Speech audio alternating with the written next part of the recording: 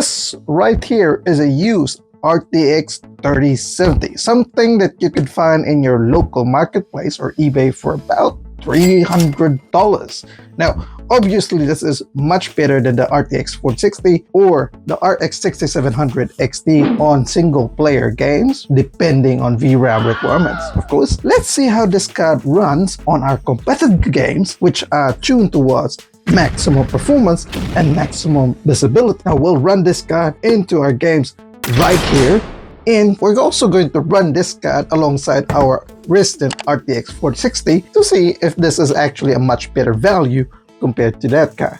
Okay, let's go! The card that we are using is the MSI Suprim X RTX 3070. Now, this card is overclocked from the factory. We are putting this card in our Ryzen 5800 X3D system. Game benchmarks have been run at least 3 times until we are able to get consistent results. We are also using a secondary PC to record all the benchmarks here, so there is no performance loss. Latest drivers and windows were used at time recording. Competitive settings, of course, on all our games to reflect real-world performance. Okay, let's start with our first game, Warzone. Let's have a quick look at the RTX 3070 running on both 1080p and 1440p resolutions with quality DLSS on our 1440p. At this stage, Warzone still has that issue with their frame time spikes. You'll see that very often in these runs. Basically, this is Warzone being Warzone again. We are getting slightly better average FPS on the 1080p resolutions, but the 1440p has more stable response from our frame times, especially on this firing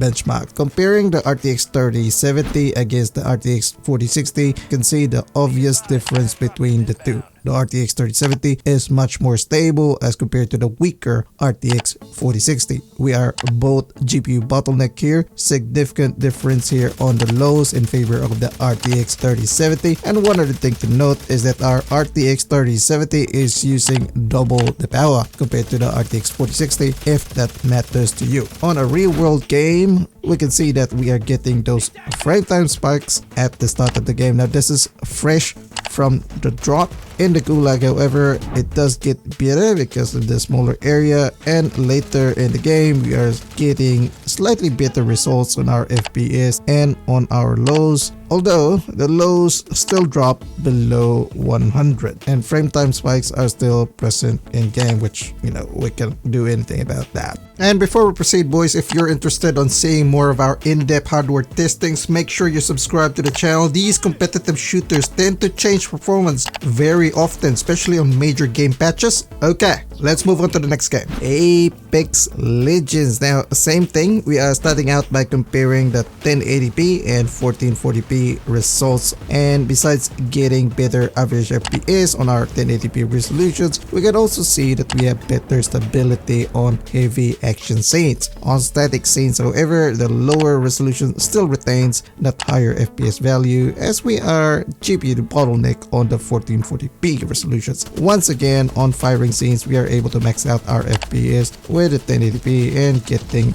better 1% lows. Moving on to compare the RTX 3070 against RTX 4060, and we can see although the RTX 4060 was trying to hold on its own, the RTX 3070 still retains better overall stability. On static scenes, the difference looks pretty negligible because there's not much going on around here. When we do go into firing benchmarks, both can reach the maximum FPS of 300. However, we can see that the stability of the RTX 4060 is falling apart and unable to maintain it, as shown by those erratic frame times. On real-world gameplay at 1080p, we're getting really high FPS with substantial lows. Even on heavy action scenes, we are running pretty well here. When we are just wandering around with nothing going on in the background, the FPS definitely jumps higher as expected. However, when we increase our resolution to 1440p, we then see the significant performance hit. As shown here, FPS drops to lower than 200 and our frame times tend to be a little bit higher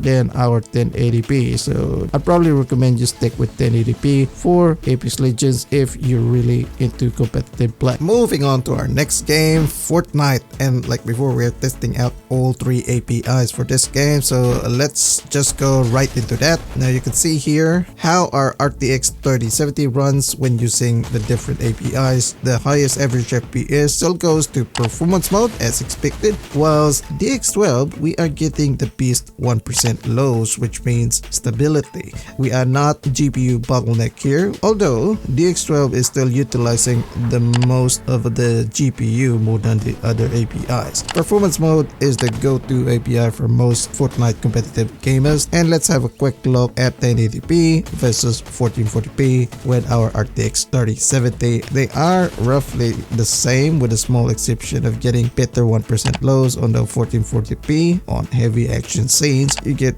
better averages with the 1080p one. Comparing our RTX 3070 to the RTX 4060, and there seems to be not much difference on stable scenes. However, on heavy action scenes, the RTX 4060 tends to have better 1% lows slightly. One more thing before we move on, let's have a look at DX12 performance of both CADs, and the results here seems pretty close. GPU usage is still higher on the 4060. The RTX 3070 still uses almost double the power compared to the 4060. On actual gameplay, we are getting pretty high FPS at 1080p. However, we are still getting those random frame time spikes, which is pretty normal and expected in Fortnite. Now, even if we're using 1440p resolution on performance mode, we are still running pretty well here, still getting about 400 plus FPS, although those occasional frame time spikes still is there. Next up is Valorant, and as always, let's start with the 1080p and 1440p comparison with our RTX 3070. So if you're using 1080p, you will have the highest FPS between the two resolutions despite not getting fully GPU bottleneck. However, the 1440p has that outstanding stability. Now look at how tight those numbers are, and this guys is really repeatable. I've done this multiple times and I still get the same results. On heavy action scenes, we're still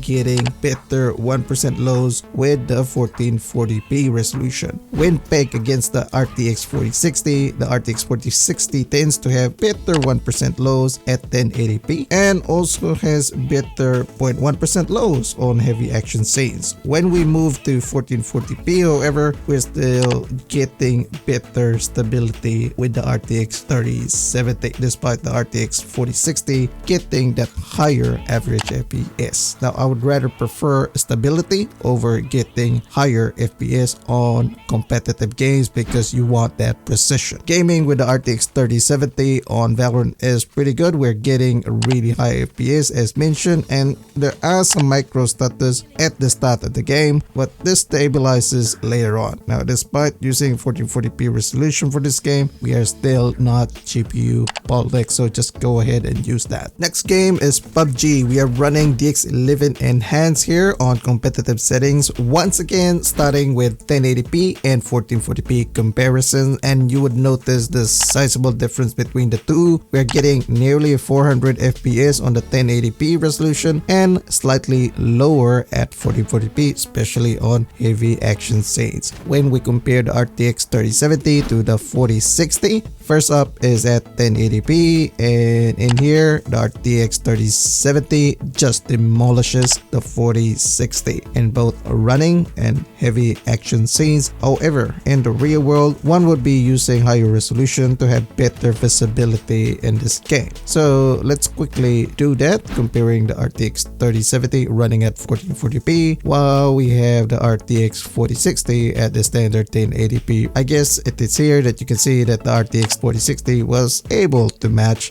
the 3070 on a higher resolution. Moving on to some real world gameplay, the RTX 3070 runs really well at 1440p. You're getting around 200 FPS with averages over that. The frame time spikes are still part of the game, boys, and as mentioned before, this is perfectly normal for PUBG. This is probably something to do with the game engine.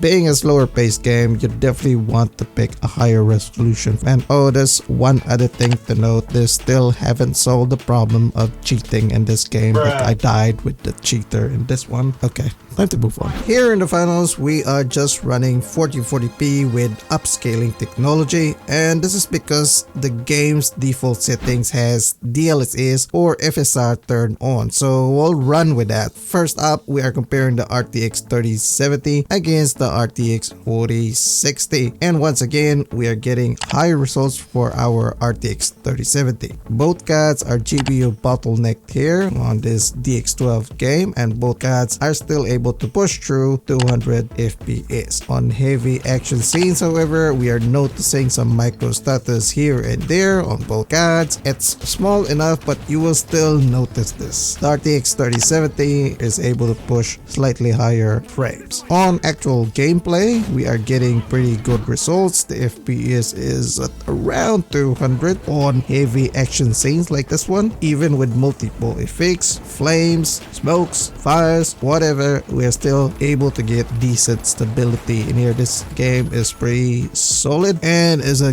good experience for our RTX 3070. Active gaming and offers good value in 2024, being at $300. There are cases wherein it just decimates the similarly priced brand new RTX 4060. However, the biggest drawback for this $300 used card is its power consumption, which is expected because it's an older technology, older generation, and because it is used, you definitely wouldn't have any warranty at all with this card. If you don't like to deal with problems when buying used cards, you can just go for a brand new card. We recently picked the best $300 brand new card from both AMD and Nvidia. So if you're interested in that, click this video right here and we'll see you over there.